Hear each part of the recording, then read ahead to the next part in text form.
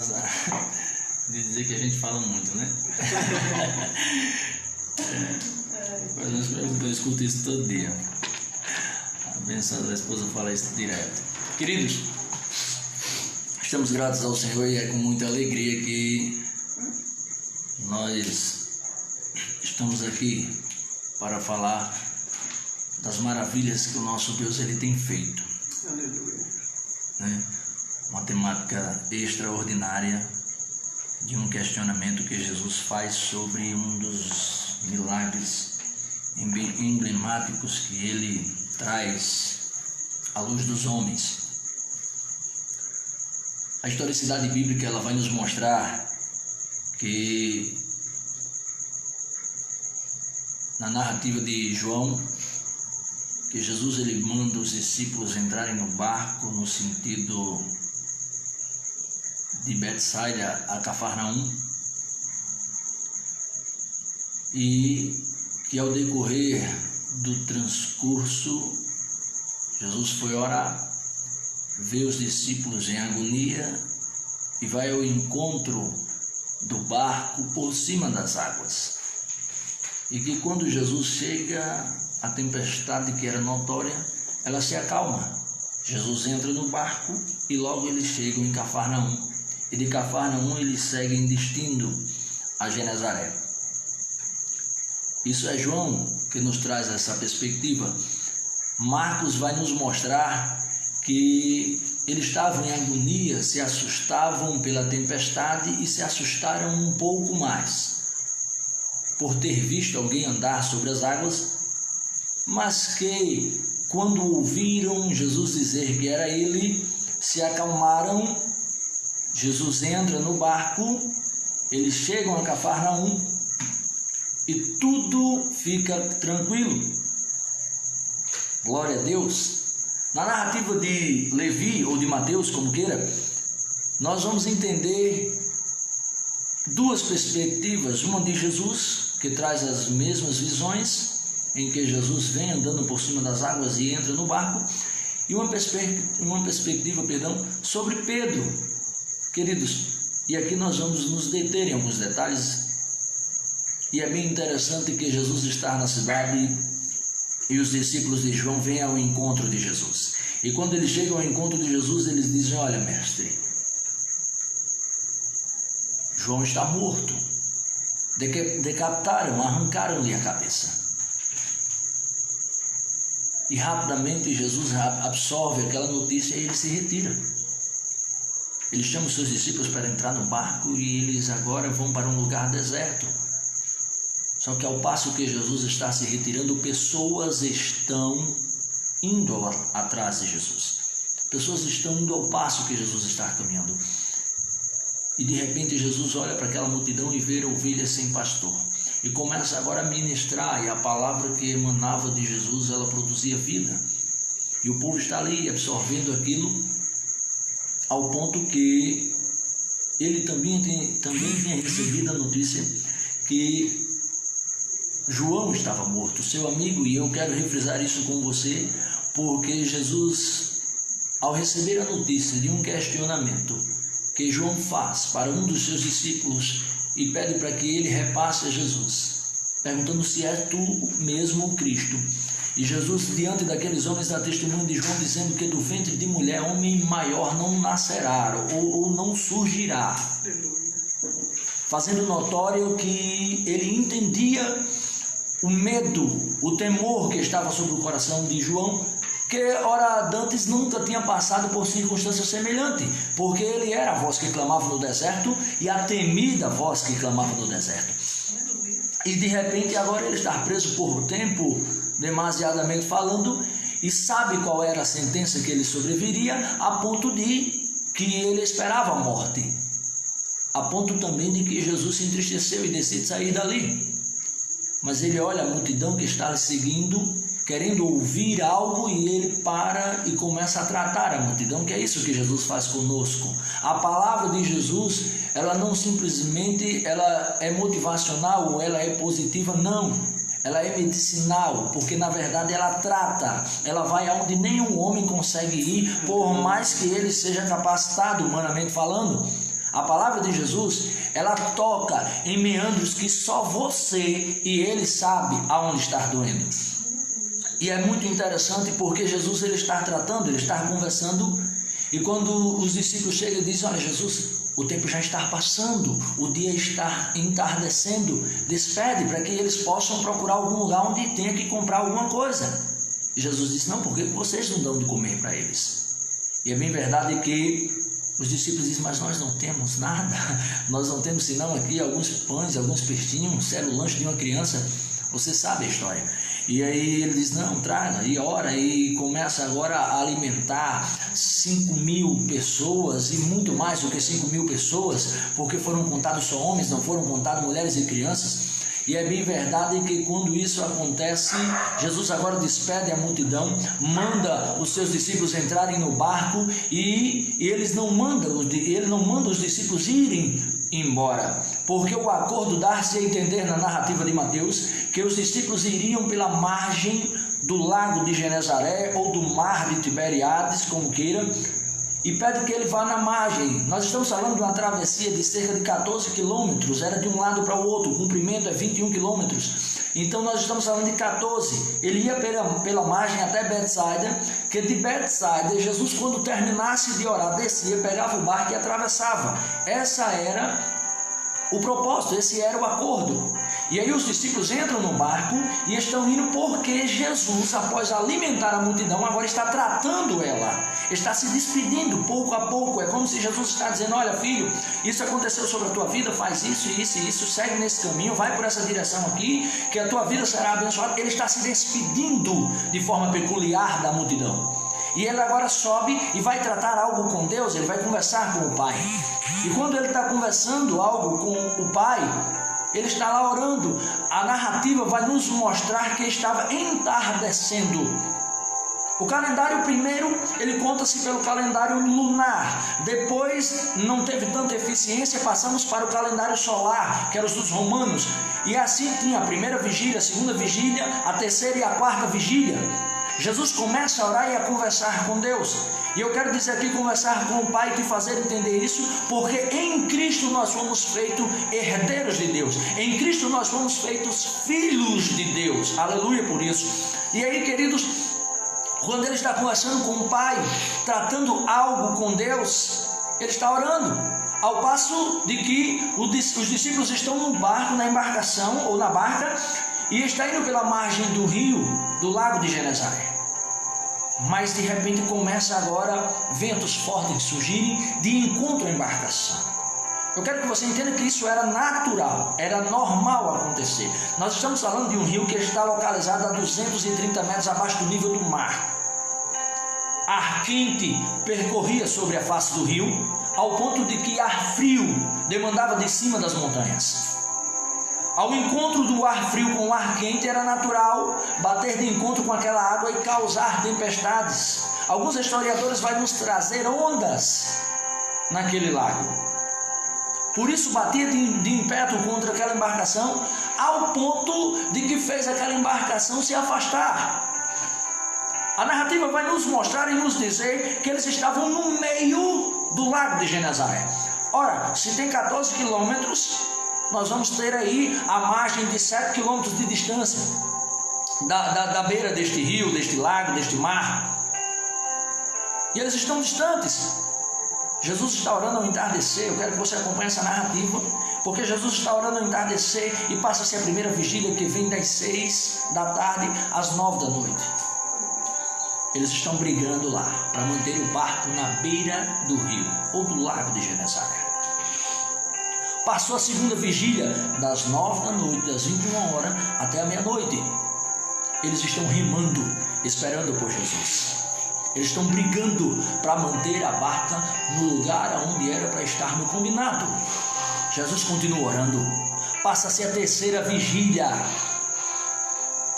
À meia-noite, às 3 da manhã, ou da madrugada, como fica melhor o entendimento, o barco é vencido. Os discípulos são estagnados no seu físico e o barco é afastado da margem. E quando chega no meio do lago de Genezaré ou do mar da Galileia, eles estão agora brigando com um cansaço físico. É madrugada. E agora eu quero que você entenda que Jesus está olhando e desce do monte. E quando ele desce do monte, ele está indo de encontro à embarcação agora, porque ele precisa. Jesus já tinha feito coisas extraordinárias. Eu quero que você entenda que Jesus já tinha multiplicado 5 pães e 2 peixinhos. Se você acha isso fascinante, ele estava mostrando a divindade dele. Ele estava mostrando para aquela multidão, dizendo assim: ei, eu sou o Filho de Deus. No Antigo Egito, ou na Antiga Aliança, você vai ver Deus dizendo para Moisés: eu sou.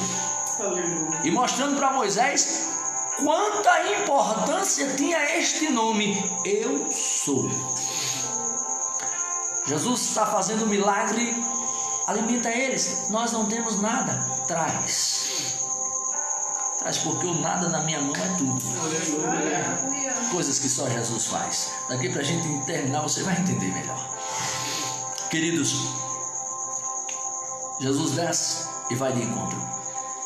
Nós vamos entrar numa atmosfera agora estratosférica, porque Jesus ele vem da terra, descendo a montanha, vem passando pelo solo, e agora ele começa a caminhar por cima das águas, rompendo a lei da gravidade. Ele está pisando na água como quem estivesse pisando na terra.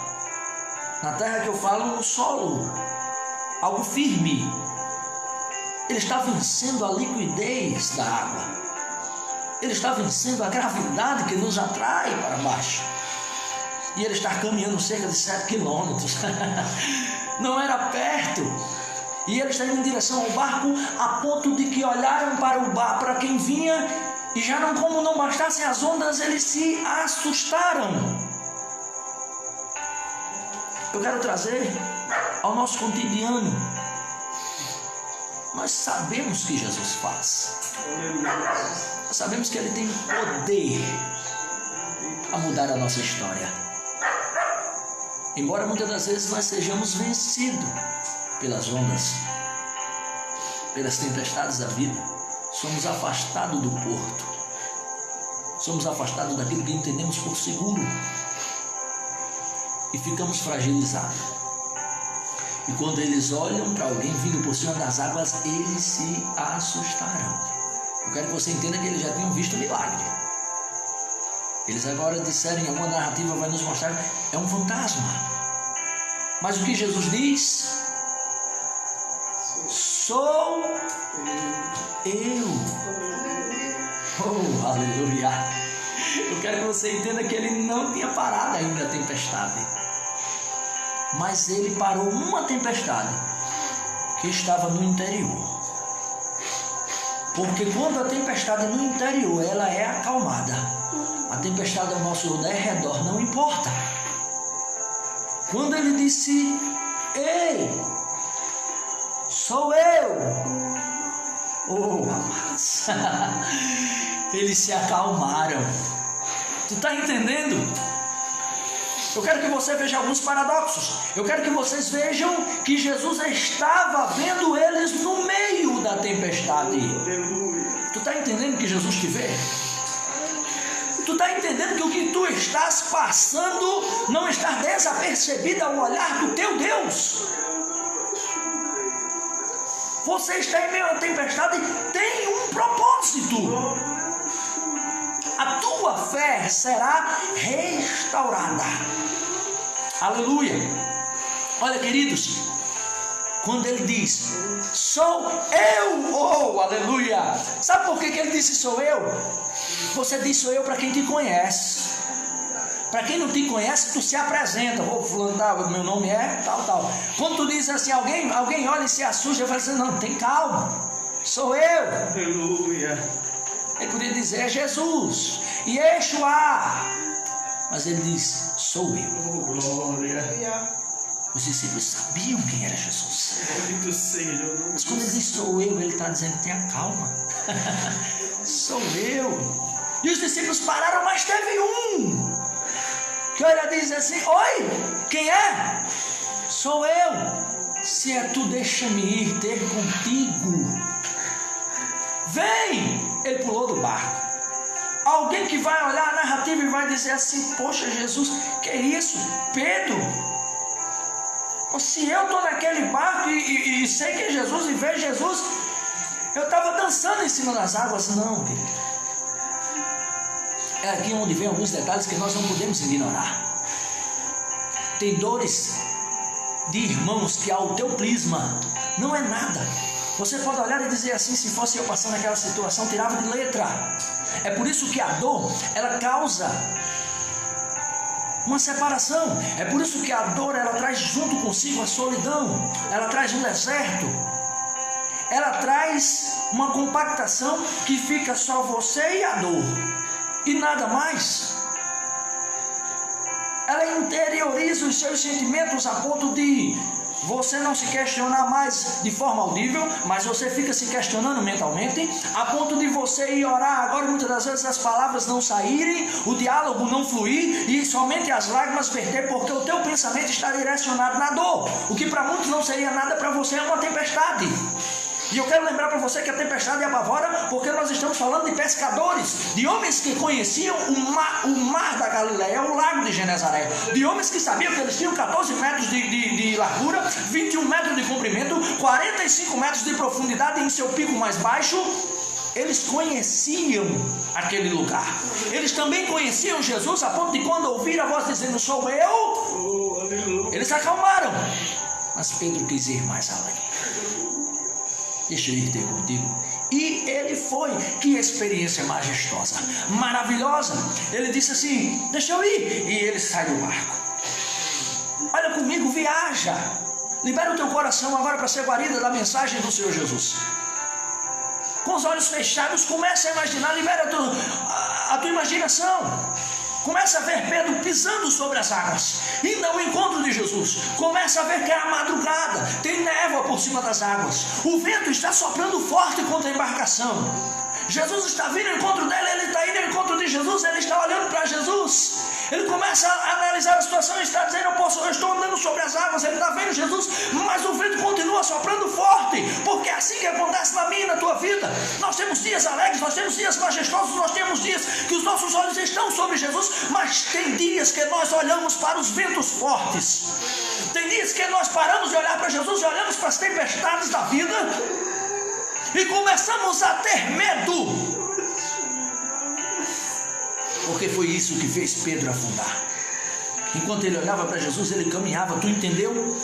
Querido, isso não é tão simples como se lê. Não é tão simples e tão poético como te apresentamos hoje. O fator de andar sobre as águas continha contra ele o medo, a agonia. Porque vamos ser sinceros, se é eu e você que estamos no barco e vemos alguém andar sobre as águas, nós teríamos morrido de tanto susto. Mas ele diz: deixa eu ir ao teu encontro. E quando ele está caminhando, o vento está forte. Isso te remete a alguns pensamentos. Porque quando a gente está orando, quando a gente está louvando, a gente fica se questionando: meu Deus, por que isso? Por que tanta dor? Por que tanta agonia? Por que tanta tempestade? Eu quero abrir aspas para fazer um comentário aqui, que nós temos vivenciado isso nos últimos dias. Senhor, tem tanta gente vendendo milagre, tem tanta gente comprando milagre, que é mais absurdo do que vender. E eu estou aqui, Senhor, orando, eu estou aqui, meu Deus, e a dor e a agonia. Eu estou tentando trilhar um caminho estreito, Senhor. E a tempestade vem, e ela está batendo, e ela está assolando. É quando nós somos vencidos. Porque eu não sei quem foi que trouxe essa ideologia que crente não sofre. Eu não sei de onde tiraram que a tua vida e a minha é só vitória. Porque quando disseram assim: em Cristo nós somos mais do que vencedores, era porque ele disse assim: a cédula do pecado não tem mais poder sobre a tua vida. Disse assim: está garantido, eu paguei a tua dívida. Começa a trilhar. Porque ele mesmo nos disse assim: eu vou te dar alguns alertas. Toma o primeiro: no mundo tereis aflição. Aflição é algo que machuca. Segura aí, nós vamos terminar. Queridos, quando Pedro começa a afundar, nós vamos ter sobre ele as críticas mais pesadas. Por que Pedro afundou? O homem não tinha fé. É isso que a gente escuta. A gente escuta da multidão. Você é humano. Não tem como você não escutar. Os nossos neurotransmissores são responsáveis pela carga emocional que nós vamos administrar sobre cada situação. Então, se tu escuta alguém te dizendo, ei, vai dar certo, traz para você um positivismo, é claro. Mas se você escuta alguém olhar para você em meio à tempestade e dizer, você vai afundar, também vai trazer uma carga emocional pesada. É por isso que Jesus olha para Pedro. Sabe o que Jesus disse? Por que duvidastes? Eu quero que você entenda agora essa colocação e nós vamos encerrar. Se Pedro não soubesse que era Jesus, eu vou lhe dizer o que ele tinha feito. Ele teria pedido socorro a qualquer pessoa do barco. Eu quero que você lembre que Pedro sabia nadar. A segunda opção também seria, eu vou afundar, vou mergulhar e vou nadar. Mas a quem ele pediu socorro?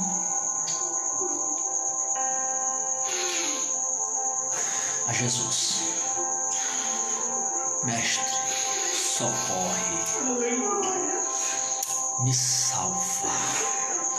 Oh, aleluia. Porque na minha e na tua vida é só Jesus. E eu quero que você entenda uma coisa. Jesus estende a mão. Oh, aleluia!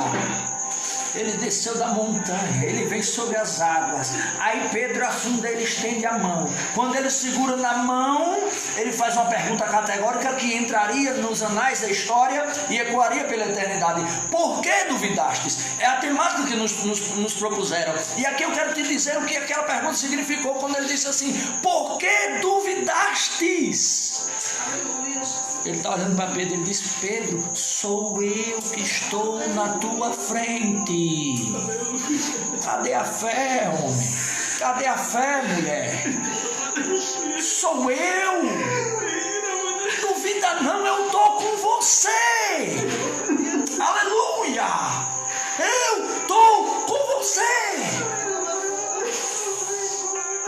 Ei! Por que você duvidou? Você está esperando de quem? Você está olhando para quem? Não duvide não, eu estou com você no meio da tempestade. Enquanto a tempestade está ao derredor, aleluia, eu estou dando paz no teu interior. Aleluia, Ele está agindo aonde a estratosfera não pode chegar. O vento sopra, mas sopra por fora. É por isso que ele diz: por que você duvidou? Olhe para frente, olhe para frente. Quem é que está na sua frente, Pedro? Aleluia. Quem é que está com você? Quem disse sou eu? Não foi o teu pastor, não foi o teu patrão, foi Jesus. Oh, aleluia. Precisa entender. Foi Jesus que estava lá em cima da montanha, conversando com Deus. Ele estava orando aí, ele disse: Pai, eu vou descer. A tempestade está forte, mas espera aí, eu vou mostrar para eles mais uma vez. Eu não sou homem, eu não sou falível. E ele vem por cima das águas. Mas a dor e a agonia insiste em nos colocar medo. Não deixa o medo te dominar. Quando ele disse: sou eu, não se preocupe, se isso não for suficiente, Ele vai te estender a mão. Se isso não for suficiente, Ele vai dizer para você: está duvidando por quê? Eu estou com você. Cadê a tua fé? Você sabe o que acontece? Pedro voltou de novo por cima das águas. Porque eles entraram no barco. O barco chegou em Cafarnaum. Jesus fugiu porque o povo queria fazer dele governo. O povo não entendeu, mas você tem que entender uma coisa: por que você está duvidando? Aleluia. Quem está na tua frente é o Todo-Poderoso, é é o general dos generais, é aquele que mais tarde venceria a morte e traria sobre a morte a nossa vitória. Então é Ele que nos traz para nos lembrar: por que duvidastes? Ele pode nos perguntar isso. Pode até parecer constrangedor, mas é porque Ele sabe que às vezes o vento, a tempestade nos faz esquecer a quem nós estamos servindo. E às vezes nós dizemos: eu sei que é Jesus. Eu sei que tu podes, Senhor. Bendito seja o nome do Senhor. Por que duvidastes? Aleluia. Mas se você cair, não se preocupe. Pedro caiu no lugar certo, na presença de Jesus. Aleluia. Foi na presença de Jesus que Pedro se deparou com a sua humanidade.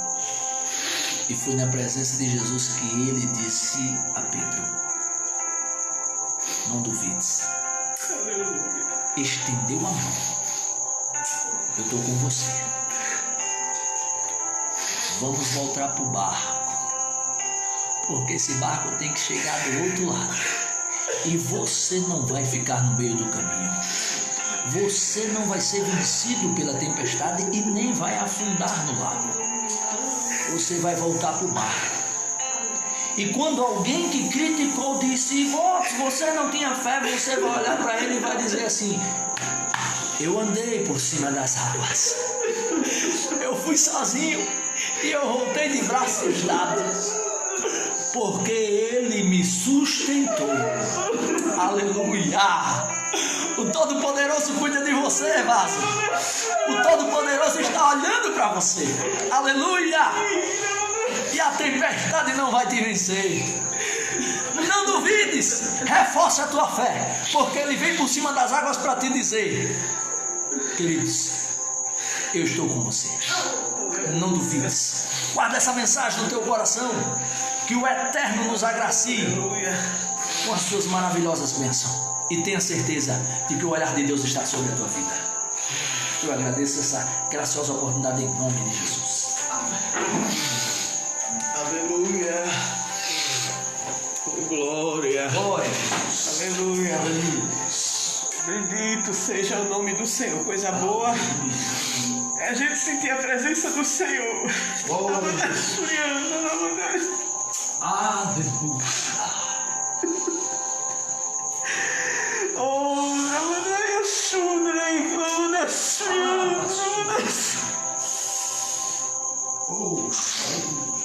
Ele está no controle, aleluia. Ele está vendo o que você está passando.